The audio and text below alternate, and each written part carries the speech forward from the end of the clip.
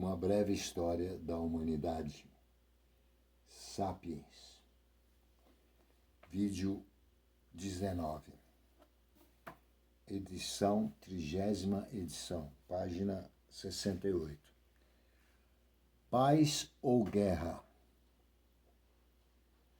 Finalmente, há a questão delicada do papel da guerra nas sociedades de caçadores-coletores. Alguns acadêmicos imaginam as antigas sociedades de caçadores-coletores e argumentam que a guerra e a violência só surgiram com a Revolução Agrícola, quando as pessoas começaram a acumular propriedade privada. Outros estudiosos sustentam que o mundo dos antigos caçadores-coletores era excepcionalmente cruel e violento. Ambas as escolas de pensamento são castelos no ar, conectados à terra pelo fio tênue de restos arqueológicos escassos e observações antropológicas dos caçadores-coletores de nossos dias. As evidências arqueológicas são intrigantes, mas muito problemáticas. Os caçadores-coletores de hoje vivem principalmente em áreas isoladas e inóspitas, como o Ártico ou o Kalahari, onde a densidade populacional é muito baixa e as oportunidades de lutar com outras pessoas são limitadas. Além disso, nas gerações recentes, os caçadores-coletores têm sido cada vez mais submetidos à autoridade dos estados modernos, que evitam a eclosão de conflitos em grande escala. Estudiosos europeus tiveram duas oportunidades de observar populações grandes e relativamente densas de caçadores-coletores independentes, no noroeste da América do Norte no século XIX e no norte da Austrália durante o século XIX e início do século XX. Tanto as culturas ameríndias quanto as aborígenes australianas testemunharam frequentes conflitos armados. É discutível, porém, se isso representa uma condição atemporal ou o impacto do imperialismo europeu. As descobertas arqueológicas são escassas e opacas. Que pistas reveladoras poderiam restar de qualquer guerra acontecida há dezenas de milhares de anos? Não havia muros nem fortificações na época, nem bombas de artilharia ou mesmo espadas e escudos. Uma ponta de lança antiga pode ter sido usada na guerra, mas também pode ter sido usada para caçar. Ossos humanos fossilizados são igualmente difíceis de interpretar. Uma fratura poderia indicar uma ferida de guerra ou um acidente. A ausência de fraturas e cortes em um esqueleto antigo tampouco é prova conclusiva de que a pessoa a quem o esqueleto pertenceu não sofreu uma morte violenta. A morte pode ter sido causada por trauma em tecidos moles que não deixam marcas nos ossos. O que ainda é mais importante, durante as guerras pré-industriais, mais de 90% das mortes ocorriam por fome, frio e doença, e não por armas. Imagine que há 30 mil anos uma tribo derrotou a tribo vizinha e a expulsou dos cobiçados terrenos propícios para caça e coleta. Na batalha decisiva, 10 membros da tribo derrotada foram mortos.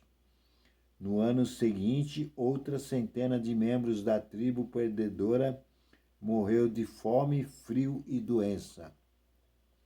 Os arqueólogos que se deparassem com esses 110 esqueletos poderiam concluir facilmente que a maioria foi vítima de algum desastre natural.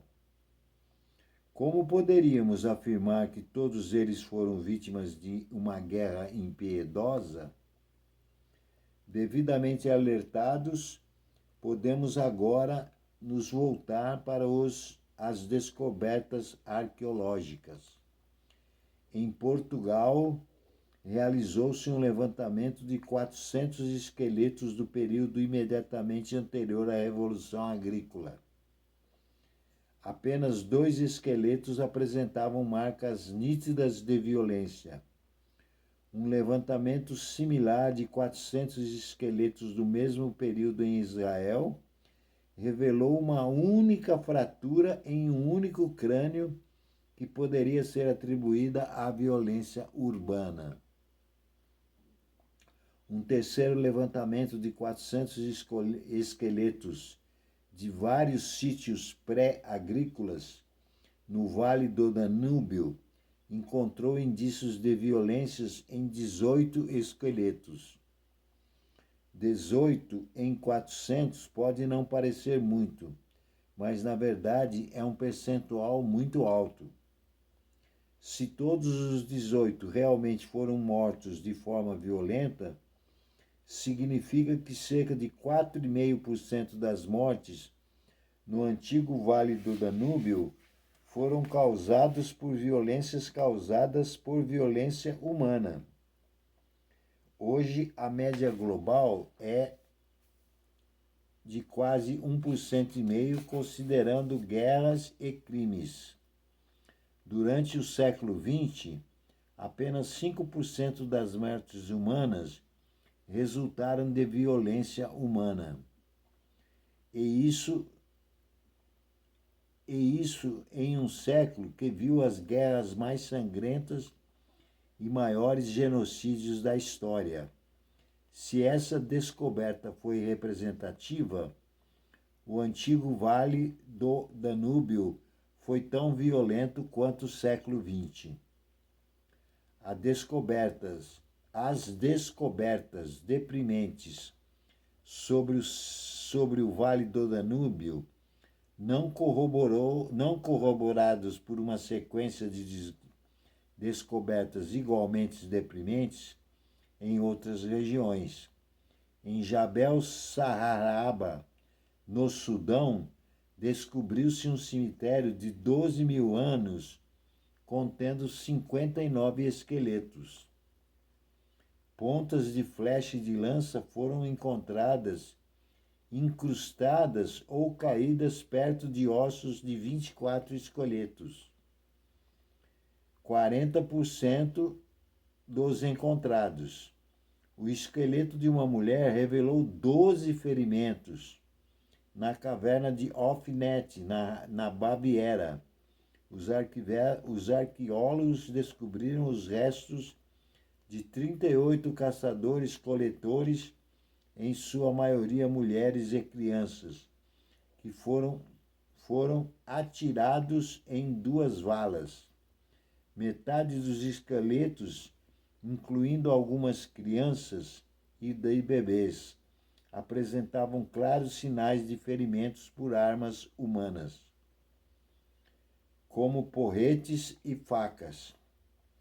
Os poucos esqueletos pertencentes a homens mais maduros tinham as piores marcas de violência. É muito provável que um bando inteiro de caçadores-coletores tenham sido massacrado em Ofnet, o que representa melhor o mundo dos antigos caçadores-coletores, os esqueletos pacíficos de Israel e de Portugal, ou os matadores de Jabel Sarraba e Ofnet? A resposta é nenhum nem outro. Assim como os caçadores-coletores apresentavam uma ampla gama de religiões e estruturas sociais, também provavelmente apresentavam diferentes índices de violência. Enquanto algumas áreas e alguns períodos podem ter desfrutados de paz e tranquilidade, outros possivelmente foram dilacerados por conflitos violentos. Vamos continuar no vídeo número 20. Aqui na descrição do vídeo, onde você encontra uma palavrinha a mais, você vai encontrar os dados desse livro, que eu recomendo muito que vocês comprem, porque vai ajudar muito no aprendizado. Um grande abraço, valeu!